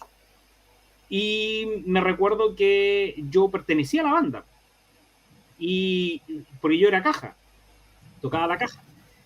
Estuvimos un año participando justamente en el ensayo para la ceremonia final de graduación de segundo y tercer año, que se graduaban ese año salía segundo y tercer año, salían juntos, por un tema de sacarlos con anticipación a los de tercero que se graduaban como detective, y los de segundo en el fondo que salían a un plan de perfeccionamiento en servicio, que era la práctica profesional, en otras palabras. Y llegó un momento en que estuvimos todo el año practicando, llegamos al mes de diciembre y 2 semanas antes o una semana antes nos dicen, no, la banda de guerra no sale. Y de ahí quedamos todos truncados, ¿cierto? Frustrados de no haber salido en la banda. Bueno, ¿qué pasa? Que con los años, durante 27 años, mi formación en la PDI, a lo largo de 27 años, esa formación fue netamente civil. Y fue con una visión de una perspectiva de una policía civil. ¿Ya? Y por lo tanto, el elemento militar lo sacaron de mi mente. Entonces, hoy en día, después de 27 años, ver a la PDI desfilando me genera una contradicción. Aun cuando me agrada, porque en el fondo me retrotrae a esos 20 y tantos años, 27 años, ¿cierto? Cuando yo partí en la PDI. Y que era bastante adrenalínico estar ahí en la banda, qué sé yo. Pero, y además que yo venía también de una formación en la Armada, en la Infantería de Marina, entonces se conjugaba todo. Pero hoy en día ver a la PDI, si bien es cierto, me parece que lo hacen bien, están muy bien, pero me produce una contradicción. Más que todo, vuelvo a insistir, creo que lo hacen bien, lo han hecho bien, pero me genera esa contradicción de que si es o no es. O sea, bien. Con la pero tú fuiste caja, por lo menos gozaste la maqueta un poquito, sí. Pero yo quiero escuchar ahora a Gilberto. Gilberto, mándate un Gilbertazo, porque si no me lo voy a mandar yo. La verdad es que a mí igual me provoca sentimiento encontrado, porque, a ver, a mí me gusta lo militar, ¿ya? Sí. Pero si va a hacer algo militar, no puede ser a media, ¿me entiendes? Entonces, el tema es el siguiente. Cuando yo estaba en la escuela también había banda. De hecho, en el año que, cuando nosotros estábamos en segundo, se volvió a implementar la banda porque antes ya había existido. De hecho, el tambor mayor de la banda, en segundo y tercer año, era la segunda antigüedad de mi promoción, mi compañero de curso Eduardo Quiroga, después que falleció a los 2 años de haber egresado. Entonces, y nosotros nos graduamos con nuestra banda, y nos graduamos con paso regular. Entonces, a mí me parece, me provoca sentimiento encontrado el hecho de que se adoptan formas militares de tipo prusiano, pero sin paso regular y sin nada en la cabeza. Entonces, ahí donde yo le encuentro que es rara la cuestión. Pues, entonces, o es o no es. Entonces sí, me parece bien que la hayan invitado a desfilar. Me pareció ya el año 2019, cuando desfilan bajo los acordes de la banda de guerra de la Escuela de Carabineros, ya está bien. Pero meter la banda nuestra, que haga el encajonamiento sin paso regular, cuando debería ir paso regular, conforme a las formas militares, digamos, de las formas prusianas. Ahí como la cosa aquí me causa extrañeza. Entonces, claro, encuentro que es bonito que la escuela desfile, pero que desfilen sin nada en la cabeza, con los brazos extendidos, rígidos, sin paso regular, mirando, es como raro. Entonces, si no es con todo, ¿para qué? O sea, yo no lo haría. Porque Buena. debería ser con paso regular y con algo en la cabeza, pero no corresponde porque somos civiles. Entonces, para eso, ante esa disyuntiva, yo no lo haría. Bien, mira, yo vi el otro día los videos, y claro, anda uno con kepi, otro sin kepi, uno con falda, la otra mujer con pantalón, uno con una chaqueta negra, otro una chaqueta azul. Lo que dice Gilberto es verdad. O todos iguales, bueno, pero la mascarilla de un color, la mascarilla de otro. Pero eso sabes que da lo mismo, mira. Da lo mismo porque en definitiva la PDI y los ratis van a desfilar mejor que los milicos. Y eso le da derecho a los milicos a tener su propia brigada de homicidio. ¿Sabes lo que ocurre? Una persona recién lo dijo. Quieren hacer civil a carabinero y ahora están militarizando a la PDI. Porque en definitiva, como dice Gilberto, si una banda de guerra no hace paso regular, si la banda de guerra de un colegio hace paso regular, po. Sí. Una banda de guerra de un colegio y la banda de guerra de la PDI o de la Escuela de Investigaciones no hace paso regular, ¿de qué estamos hablando? Si parte de la tradición del desfile ese. Los bomberos hacen paso regular y son voluntarios. Entonces, sí. O es con tuti, porque imagínate, y curiosamente las unidades en el norte andan contenidas de combate, camuflaje. Sí. Entonces, bueno, traigan unidad al norte que desfile también y aquí la PDI tiene esta gente, ta. Entonces, yo creo que o es con todo o no, o mejor no. Fíjate que hasta estaba más sutil lo que dice Gilberto, y no, te estoy echando, hoy día Gilberto le ha pegado bueno, ¿eh? Está bien, le hizo bien el viaje en la reflexión que se hizo por ahí por el sur. Fíjate que cuando desfilaron con la escuela de carabineros, desfilaron y pasaron súper bien y nada más reprochable, porque ya con la tenía uno, impecable, chao. Pero ya ahora que le están poniendo banda y que mañana van a poner un radio patrulla a la PDI o va a pasar porque si el director va encima, no es de instrucción, no sabe hacer paso regular. ¿Lo vieron cómo iba? A ese hombre tienen que enseñarle que se relaje y se suelte. Ustedes no han visto los videos. Entonces, no, si yo vi uno de hoy día. O sea, vi uno hoy día que era de ayer. Búscate el otro donde pasaron desfilando con la escuela porque todavía no sacaban la banda la sacaron después. No, ese también lo vi hace como 5 días. Pero lo viste como iba, ¿o no? Eso. Sí. Entonces, uno no sabe si saludar, otros no. Entonces, es una cuestión que... En todo caso, los cabros de la banda lo hicieron espectacular. Yo los vi. Sí, eso no está en discusión. Y el nivel de marcialidad de la banda tocando instrumentalmente está muy bien. Y ahora te voy a hacer la siguiente pregunta, Raúl. ¿Qué pasa si uno por transparencia pide, infórmeme cuántas horas llevan perdido desfilando? ¿Horas de clase? Bueno, ese es un tema, porque a mí me tocaba ver a los carabineros, me tocaba ver a los carabineros en el curso de Valle, allá en el... claro. Y pasaban metidos en desfile y al final, no sé, pues de los 7 o 8 meses que tenían que estar en la escuela, al final tenían clase como 4 meses nomás, pues 6 meses. Pero los carabineros tienen un ramo con nota que se llama instrucción a pie. Ya. Los otros tienen infantería. Horario, la PDI no está en el horario de clase, o sea, si hasta se mete en la Contraloría, deja el escoba. Pero, volviendo al tema, yo... ¿No? O sea, pongámonos objetivos. O sea, aquí, estamos en Chepaco y Ratis Viejo. Estamos hablando de un tema que es candente, que es necesario. Porque aquí ahora hay que ver la letra chica. Y hay que ver. O sea, si tú me dices que está en el plan, que está regulado, que se hace, ya, está bien. Pero si no, ahora desfilar, o le vamos a quitar la hora a Derecho Penal, profesor, porque tú sabes cómo es. Salen a las 4 a la práctica, pero el instructor se lo quita al profesor media hora antes y equiparse. Entonces el profesor está esperando ahí. Si yo cuando hacía clase en la escuela carabinero tan peleaba que no me saquen los alumnos, que vayan a practicar el resto, el mío no. Yo les decía practiquen una hora nomás, no. Porque todos quieren desfilar, ni que la parada militar es donde se muestra, donde viene el reclutamiento, donde viene la mejor relaciones públicas. ¿Es así o no? ¿Es una competencia? Sí.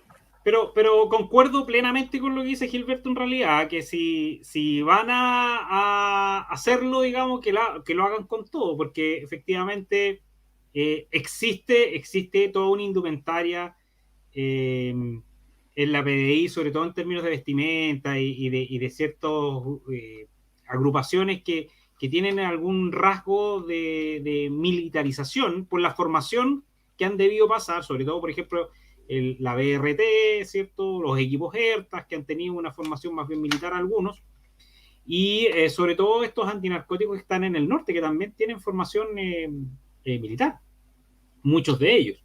Creo que no le hace mal a la formación. No, sí, mira, sí, Raúl, sí, a mí lo que me hace ruido es eso, en definitiva, la banda de guerra, entre comillas, ¿no es cierto?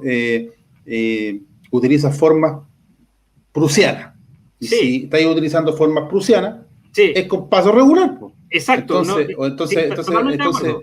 Entonces, esa cuestión es como un híbrido. Se ve, claro, es bonito que aparezca la escuela, todo esto, y me parece, incluso me causa orgullo que desfile, pero, como digo, con todo o si no, ¿para qué? Entonces, Alguien hoy día, o le perdimos el miedo y entonces ni muy adentro ni muy afuera, como que somos, vamos a usar o no vamos a usar formas militares, somos o no somos milicos. Entonces, no, o sea, si lo vamos a hacer, hagámoslo completo, con tu tío. sí, Pero en definitiva el gran problema es ese, o sea, como no se usa nada en la cabeza, tampoco podría el tipo pasar, pues ya no vaya a pasar con paso, pasa con la mano en la visera, pero como no hay nada en la cabeza, no lo podía hacer, tiene que pasar con los brazos extendidos rectos. Entonces es como raro. Pero no sé. sí, de todas maneras, igual viendo hoy día los ensayos que se han dado, la verdad que igual se ven bien y lo han hecho bien y creo que les va a resultar bien. No, sí, yo creo eso. Sí, sí, igual me parece que lo han hecho Sí, bien, que se han esforzado y todo. Si a mí no, sí. me hace ruido eso de la banda, de guerra, sin paso regular. Eso. Sí, Si el Sí, encajonamiento se ve como raro, una cosa así media ah, adaptada, así. sí, sí. Oye, parece que nos pusimos fome, está bajando gente. ¿cómo? ¿Se fueron? Se están yendo como 30. No le gustó el tema a la banda. Bueno, No me pero gustó ya. no, pero ahora vamos a echar un tema bueno, que no lo puede escuchar cualquiera. Mira, el tema del día distinguido con tertulio, Es que teníamos que quedarnos con los que eran. claro, panelistas telepensantes, inductores de pensamiento y neurona. El tema del día fue, y que lo habíamos visualizado anoche, la convencional constitucional. Aquí a algunos no les gustan que son constituyentes, otros que sí, otros. Hay toda una discusión bizantina. Y hoy día se votaba, se generó un documento que lo vamos a mostrar, que se generó un documento ayer. Y no lo quisimos dar a conocer ayer porque en realidad causaba ciertas expectativas. Pero hoy día hubo una votación y hoy día la histeria colectiva se tomó Chile. Desde el Morro de Arica hasta el levantamiento septentrional chileno. Ahí está ¿Qué dice? el logotipo de la Convención Constituyente. Esta es la convocatoria para la sesión número 20 del día de hoy. Si la puedes subir, Mr. Ciel. Ahí está firmada por doña Luisa Loncón y por don John Smock Casasian, secretario provisional. Entonces, hoy día se votaba el tema de los 2/3. Y cuando fue la votación, yo me asusté porque me mandaron el pantallazo y salían ahí rojo, verde y amarillo. Entonces, me llamó la atención, dije, ¿cómo se dieron vuelta la chaqueta a esto y votaron aquí? Pero ¿por qué los más viejos, los más zorros, los más pillines se abstuvieron? Y ahí quedé como medio loro en el alambre. Y en el tercer párrafo, arriba donde dice Lisa Loncón, dice así, se lo voy a leer porque dice, las bases, principios y normas de los derechos humanos, individuales, colectivos, ambientales y su naturaleza. Y escuche bien el público para que no tergiversen lo que estamos hablando en el programa. Ambiental y naturaleza formulada por la Comisión de Derechos Humanos, Verdad Histórica y Base para la Justicia, Reparación y Garantía de No Repetición, con informe de la coordinación respectiva. En virtud de lo señalado en el acuerdo de la Mesa 9 de septiembre del 2021, aprobado por el Pleno en la sesión 18, o sea, 2 atrás, el proceso de votación general se realizará de la siguiente forma. Escuchen bien. Si la propuesta no contuviere normas calificadas como de 2/3, se someterá a una sola votación general para cuya aprobación se requerirá mayoría simple. ¿Ya? Si la propuesta contuviere normas que el Pleno haya calificado de 2/3, habrá dos votaciones. Primero, una votación en general de la propuesta reglamentaria con exclusión de las normas de quórum de 2/3, para cuya aprobación se requerirá mayoría simple. Y en segundo lugar, la votación en general de las normas cuya aprobación exige el quórum de 2/3. Entonces, esta es la letra chica que mucha gente no entendió, incluso algunos candidatos presidenciales y todo el tema. ¿Cuál es el tema de fondo en esto? Que lo que se votó hoy día fue lo primero. Se votó que cómo se iba a dar tratamiento a lo que viene la próxima semana, que son las normas de 2/3. Por lo tanto, se eliminó el 2/3 para la parte general y que queda con mayoría simple. Porque si no hubiera quedado con mayoría simple y 2/3, los partidos comunistas y los otros partidos afines, que están muy levantados, que ya no ni pescan a la derecha porque en realidad están empoderados, si quedaban con los 2/3, iban a ganar para cambiar la otra y dejarla en contra del artículo 94 como una mayoría simple. En cambio, ahora es más fácil para los que se ordenan en el tema de la reforma de la Constitución que haya salido la opción mayoría simple, porque va a ser más fácil para ellos ganar y conseguir votos, porque no van a tener los 2/3, porque los 2/3 lo tienen el otro lado. Lo que parece engorroso, que en definitiva lo es, y es confuso, y lo que nos tenía confundido a todos, porque a mí también tuve que leerlo, revisarlo, pero cuando lo vi en el documento acá, que firmó la señora Loncón, pero yo creo que ella no lo redactó un ser inteligente, muy inteligente, porque tiene ingeniería política. El voto de hoy día no fue ideológico, el voto de hoy día fue político. ¿Qué no entiende Claudia Loma? Dice, no entiendo de nuevo. Le repito de nuevo. ¿Será necesario que le repita de nuevo, no? ¿Qué piensas tú, Raúl? Sí, repítelo. Repitamos, para que entiendan a Claudita. Hoy día, lo que se votaba era la parte general, no la parte artículo por artículo. Era de cómo se iba a hacer el procedimiento. Si se mantenía 2/3, cuando ganaran los 2/3 y llegaran a la parte específica, ahí iban a eliminar el 2/3 de esa parte, iban a hacerlo por mayoría simple. Por lo tanto, le iba a ser más fácil manejar todo. Al quedar ahora con mayoría simple la parte general, cuando tengan que votar para los 2/3, basta con que tengan el 50+1, o sea, de los 155 la mitad más 1, que eso es más fácil conseguirlo, porque si no va a ganar el bloque. Porque en este minuto de los 155, ¿quién tiene los 2/3? ¿La derecha o la centroizquierda? La centroizquierda. Ya, pues. Entonces no necesita pedirle por favor si ellos tienen más votantes. O sea, dentro de todo lo malo, hoy día fue un voto político. ¿No? O sea, hoy día si analizamos, el señor Atria, mira, Wanderhouse dice, eso lo pensó Atria y se lo redactó Baza. Bien, Wanderhouse. Bien, Wanderhouse entendió. Lo pensaron, ellos mismos defendieron su pega porque saben, porque en definitiva están defendiendo una cuota de poder, porque sabían que los otros le iban a arrasar todo. Sí, lo que pasa es que esa información no la teníamos. Nosotros esa información no la teníamos. Y si ustedes ven este documento que nosotros, yo ayer al final no se lo quise mandar a Arturo para que no se generara todo un tema, porque lo leí, lo releí, lo conversé. Y de hecho, me llamó mucho que la atención de que una señora que se llama de Bello Teper escribió esto. Escuchen bien, por favor, para que no haya confusión. Dice, hoy la Convención Constitucional votó en general los reglamentos y debe votarse en particular la próxima semana. Los convencionales de Vamos por Chile presentamos indicaciones para que algunos artículos se votaran la próxima semana por un quórum de 2/3, pero esto se rechazó. Una de las solicitudes era el artículo 94 del reglamento, que contiene la regla de los 2/3, vale decir que está establecido así. Por eso no te confundas, pues la regla de los 2/3 se vota la próxima semana, pero se vota por simple mayoría. Por lo tanto, para los que van a defender el tema de la Constitución, le va a ser más fácil juntar los votos para una mayoría simple que va a los 2/3. Y ahí se tranca la pelota y van a tener que negociar. Sí, pero el problema está en que el tema de los 2/3 que quedó establecido en el documento que se firmó en noviembre no se puede modificar, no se podría modificar. Entonces yo creo que están tratando de buscar la pata, porque si no van a tener que ir a la Corte Suprema. Ese es un tema. Ese es un tema de lo que está en discusión. Pero una cosa con lo otro. Porque lo que dice Esquela es que si se vulnera el tema de los 2/3, se rompe la constituyente. Claro. O sea, claro, en la práctica debería ser eso. Ahora, ¿quién lo va a hacer?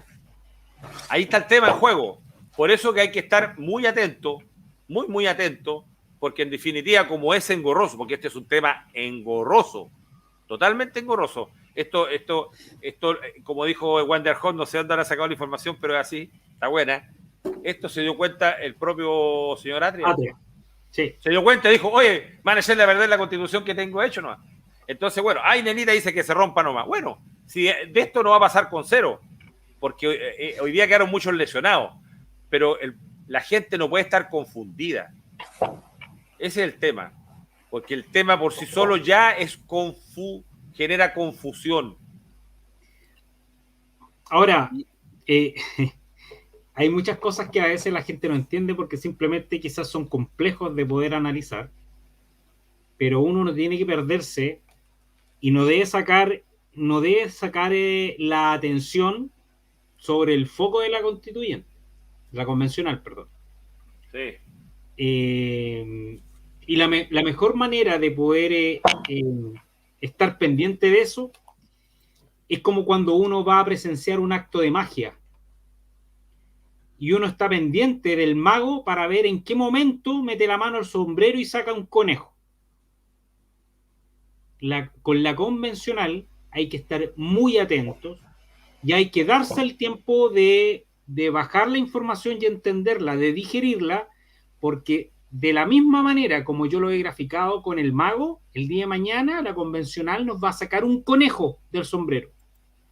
¿Y por qué? Porque la intención de fondo de la convencional es consagrarse como un órgano legislativo superior al Parlamento e incluso al presidente de la República. Sí, claro. Que es el modelo Castro-chavista. Por eso que hay que tener ojo. Y por eso que hay que estar encima de ella. Bueno, sí. Es lo que dice Rodolfo, que se vulneró el artículo 133. O se le olvidó a la mayoría de los convencionales lo que dice el artículo 133 de aprobar las normas y el mismo reglamento de la votación con un quórum de 2/3 de los miembros en ejercicio. Dice, la convención deberá aprobar las normas y reglamentos de votación de las mismas por un quórum de 2/3 de sus miembros en ejercicio. La convención no podrá alterar los quórum ni procedimientos para su funcionamiento y para la adopción de acuerdos. Pero lo hicieron. Vamos a los hechos. Es inconstitucional.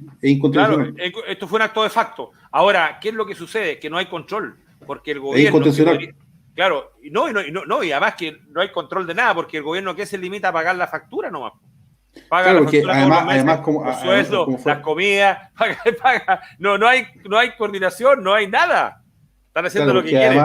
Porque además, como dejaron escrito de que no podían recurrir al Tribunal Constitucional, van directo a la Corte Suprema. Entonces, yo creo que la Suprema se va a tener que poner los pantalones, ¿no? Vamos. ¿Ustedes creen que vamos a llegar a la Suprema con esto, no? ¿Qué piensan? O sea, si hay gente dispuesta a recurrir a la Suprema, se debería llegar. Es que se debería llegar porque si realmente hay gente que está despierta y está atenta a lo que está haciendo la convencional, porque detrás de esto hay un trabajo de inteligencia pero gigantesco. Esta es una verdadera operación de inteligencia. Totalmente. Fue un falso positivo, como dice Hunter Koch. Un falso positivo. Totalmente. Por eso que cuando yo hablo del conejo, de sacar el conejo de la convención, que por ahí Sergio 269 preguntaba que si me parecía poco la cantidad de conejos que ha sacado la convención. No, todavía no ha sacado el conejo. Lo que ha tirado hoy en día son puros voladores nomás. Hay que estar atento porque el conejo que van a sacar es cuando ellos realmente se puedan consagrar, que ese es su objetivo, como el órgano legislativo de nuestro país. Claro. Con todas las facultades. Es ahí donde nosotros no podemos permitir que eso llegue, porque la convención se creó para una labor específica, ¿cierto? Habremos estado de acuerdo o no de acuerdo, pero se creó para una labor específica, y que es la redacción de la nueva constitución política de la República, que debiese reemplazar eventualmente a la actual constitución, y que, dicho sea de paso, los mismos convenios respetar la actual constitución. Claro. Se han pasado por alto los mismos símbolos patrios, se le ha faltado el respeto a Chile, a su institucionalidad, se le ha faltado el respeto al himno nacional, y creo que si ellos no son capaces de respetar la constitución política actual vigente, difícilmente van a poder respetar la que viene. Sí, claro. Bueno, el tema fundamental es que precisamente, incluso hubo ayer un documento firmado por 7 personas para que se entonara el himno nacional de Chile. Es una burla. Y en el documento firmado por Loncón dice, tercer punto de la tabla, entonar al final de la sesión el himno nacional con ocasión de la celebración de un nuevo aniversario del 18 de septiembre. Fíjate qué curioso que se tenga que pedir permiso para entonar el himno nacional en una sesión republicana. Y ahí está el documento firmado, encabezado por doña Teresa Marinovich. Son 7. Y es como una noticia, o sea, la convención constituyente cantó el himno. Una noticia. Claro. Oye, Rodrigo Darío dice, los congresistas no están ni ahí, ellos están preocupados de sus campañas para ser reelectos, ¿verdad? Hay impotencia. En Venezuela eliminaron el plebiscito de salida con guerrilla, el narcoestado. Bueno, están nuestros amigos del chat, están todos acá opinando el agravio para estos huevones, dice Luis. ¿Qué pasó entre la reunión? No quise verlo para no enojarme más. Lo que pasa es que, como dijo Raúl, bueno, ellos arrogaron atribuciones que no tienen, están en una abierta flagrancia a violar la Constitución. Falta que de aquí a esa fecha aparezca un Antonio Tejero. Oye, sería bueno, ¿eh? ¿Sabes tú que yo me imaginaba eso? Bueno, Antonio Tejero, un teniente coronel de la Guardia Civil, que en el Congreso de los Diputados allá en España hizo un golpe chico, ¿no es cierto? Claro. De acuerdo con el ejército, y claro, y le sirvió a España, fíjate que los asustó todo el tema. Aquí, bueno, aquí sería difícil porque ¿quién lo acompañaría? Bueno? Si el problema ¿Nosotros? Es ese. Bueno, Bueno. ¿Usted creen que me daría miedo ir a pararme con un fusil ahí con...? No, si este caballero entró sacó la pistola y se nos la pistola y disparó adentro y se tomó todo. Claro. Hasta ahí le llegó la valentía. No, hasta ahí no van a llegar los parlamentarios. Lo que pasa que el tema ahora, fíjate que ese ha sido el objetivo de Punta Peuco, ese ha sido el objetivo de los derechos humanos, que nunca nadie más a una persona de una institución se le ocurra siquiera decir voy a defender a Chile contra estas personas. Algo eso, que no fuera generalizado. Ese fue el punto. Y eso no lo vieron venir. Y fue con la anuencia de la derecha.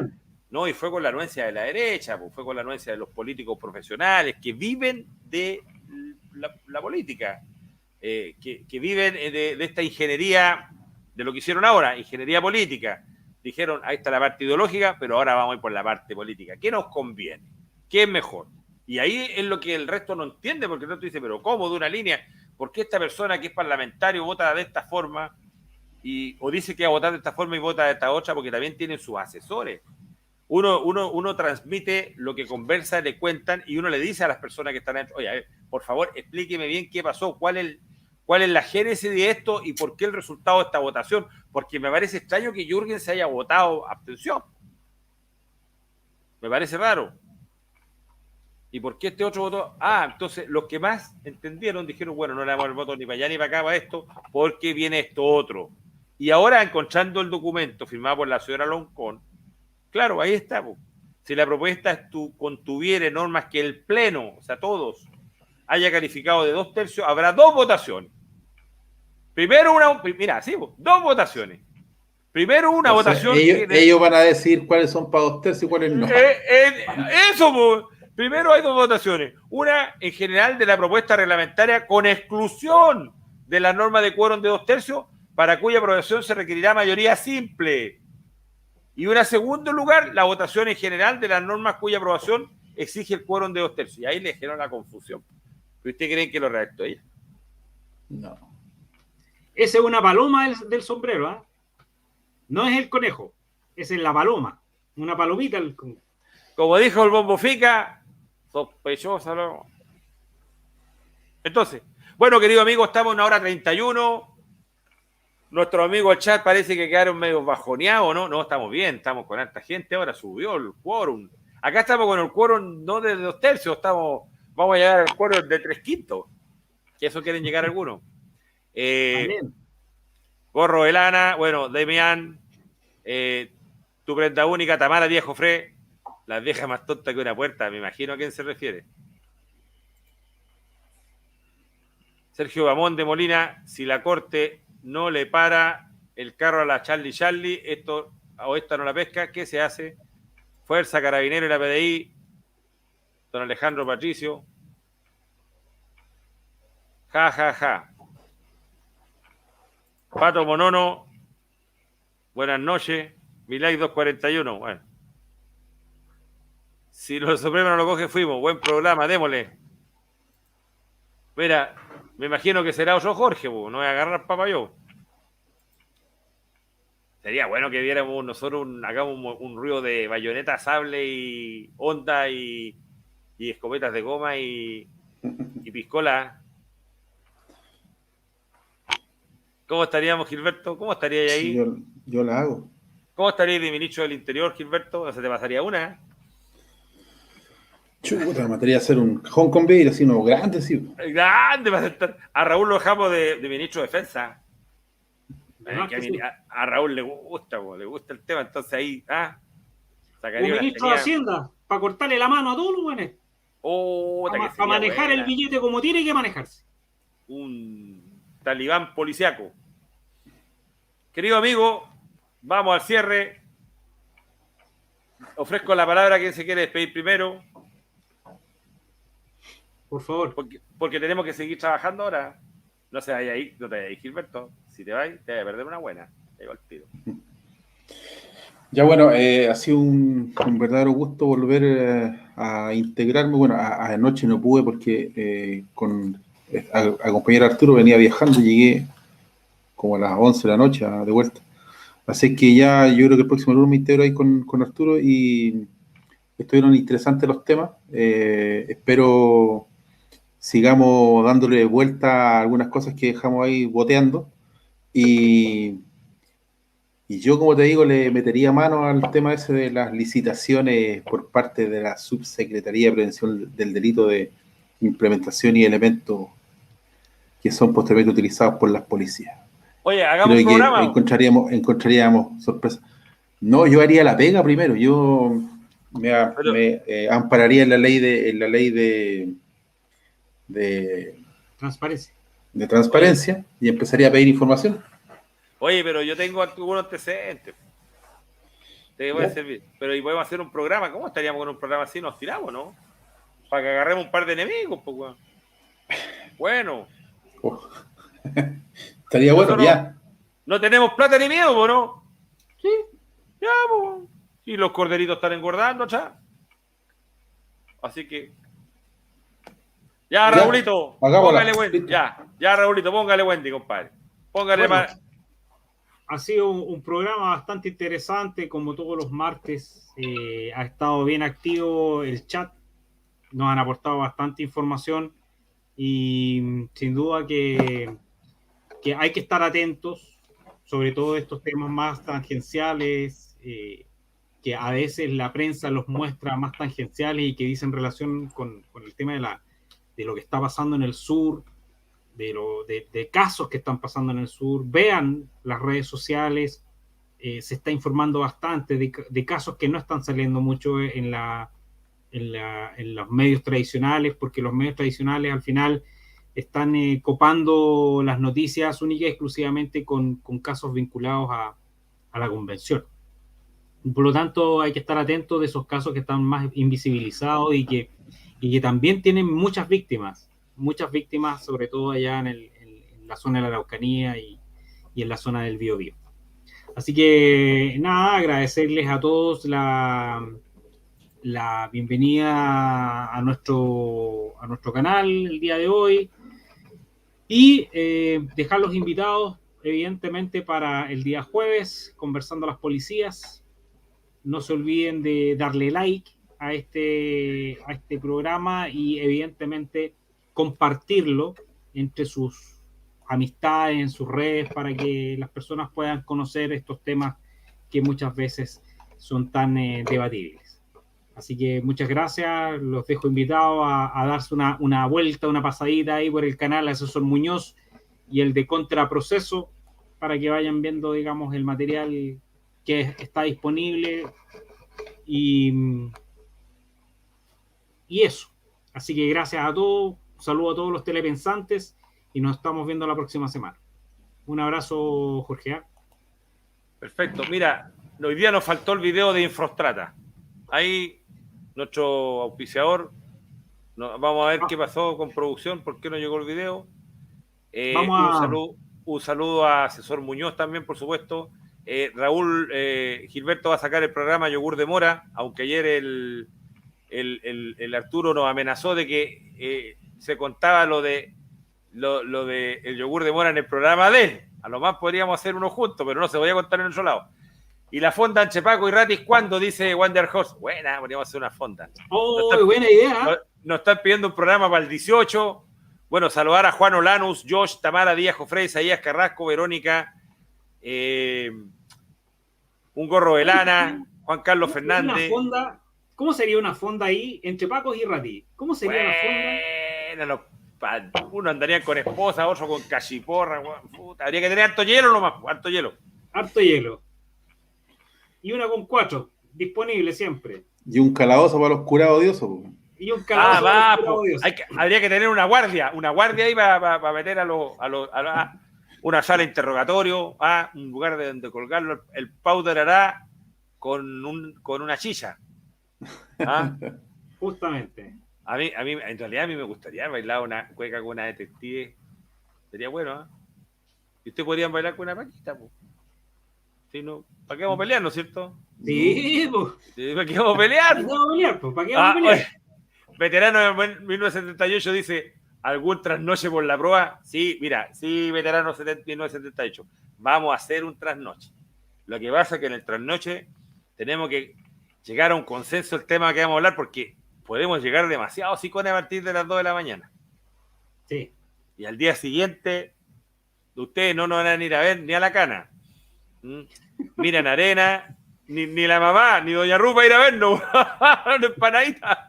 Patricio Bella, Verónica Paredes, Roxana, Hunter Gog, Sonia Muñoz y la Vaca, Mónica Huidobro, Demián, El Zorro Colorado, Coder, AHK, Tu Prenda Única, Luis Mario Op, Eugenia Poblete, José Pacheco, Triste Figura, Mauricio Bravo, Luis, Eugenio Beto Beltrán o Elena Inos, nuestra amiga de España, Luis Armando Montoya Castro, el mejor suboficial mayor que conozco, por lo menos en las pegas que hizo, muy, muy bueno, Por eso alterno mío lo conozco bien. Vinca Álvarez, Mauricio Bravo, Alejandro Patricio, Sergio 269, Sergio Babón de Molina, Rodrigo Darío Gatica Larenas, Eugenia Bolete Beltrán, María Angélica Cifuentes Barría, veterano 78, etcétera, etcétera, etcétera, Alejandro Patricio, Ignacio Cuña Velázquez, Nenita Tango Lima, Tamara Díaz, Mario, etcétera, etcétera, etcétera. Queridos amigos y amigas del programa Entre Pacos y Ratis, la versión número 13, perdón, 12 más 1, porque si digo 13 quizás que me van a responder estos dos bandidos que tengo al frente. Son rápidos, entonces hay que tener cuidado. Vamos a prepararnos para el trasnoche por la prueba. Mañana vayan al programa de Ángela Fimmel. El jueves, porque Raúl Muñoz no me ha contado, pero yo estoy enterado que va a estar en el programa de Conversando a las Policías, un tema interesantísimo, los carteles mexicanos ahí. ¿Ah? A los meros machos ahí, a los meros machos. ¿Ah? Vamos a estar conversando del tema y, por supuesto, que tengan unas felices fiestas 18eras, muy patrióticas, mucha cueca, cero cumbia, cero baile afuera, y este es el aniversario, el cumpleaños de Chile y de los chilenos, ¿no es cierto? Así y en es. una de esas, capaz que nos mandemos un cortito por ahí el 18, una fonda, ¿o? Y entre paréntesis, también de los extranjeros bien nacidos que se sienten chilenos. Sí, claro. Exacto. Así que, Mr. Sil, en lo indicado, proceder. Buenas noches, Raúl. Buenas noches, Gilberto. Nos quedamos trabajando ahora. Vamos a preparar la paramilitar. Chao, amigos y amigas del programa Chepaco y Rati. Y nos vemos hasta una próxima oportunidad. Los queremos mucho. Cuídense. Descansen. Pásenlo bien. Y ¡viva Chile, mierda! ¡Viva Chile! Viva Chile.